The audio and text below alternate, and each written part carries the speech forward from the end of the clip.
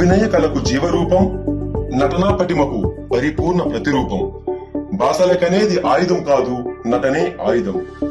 దక్షిణాది నుంచి బాలీవుడ్ వరకు ప్రతి హృదయాన్ని తాకిన నట విశ్వనాథుడు శ్రీ మురళీ శర్మ గారు. థియేటర్ ఆర్టిస్ట్ గా మొదలై తన ప్రతిభను మెరిపించారు. సినిమాలో అడుగుపెట్టిన మొదటి సంవత్సరం నుంచి విభిన్న పాత్రలు, విలక్షణమైన అభినయంతో తన నటనా శక్తిని నిరూపించుకున్నారు. తాను నటించిన ఎన్నో సినిమాలు గొప్ప విజయాలు. అతడు, ఓకిరి, సరైనోడు, అలా వైకుంఠపురంలో, శ్యామ్ సింగరాయ్, జనతా గ్యారేజ్ ఇలాంటివి అన్ని మురళీ శర్మ గారి గొప్ప ప్రయాణానికి ఉదాహరణ.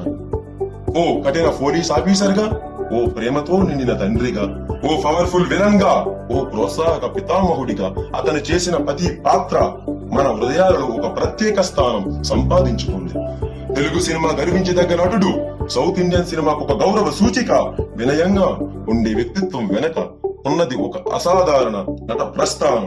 ఇప్పుడు అలాంటి నట గజేంద్రుడు మన బేసి రామచంద్రపురం గ్రామానికి రావడం, శ్రీ బేసి పోలమ్మ తల్లి జాతర సందర్భాలలో పాల్గొనడం మన అందరి అదృష్టం. మన యువత తరపున, మన గ్రామ ప్రజలందరి తరపున, యావత్ శ్రీకాకుళం తరపున ఘన స్వాగతంతో, అభినందనలతో స్వాగతం పలుకుతాం శ్రీ మురళీ శర్మ గారికి. వెల్కమ్ టు బేసి Ramachandrapuram, the man of 1000 characters Murali Sharma గారు. And once again, all the very best.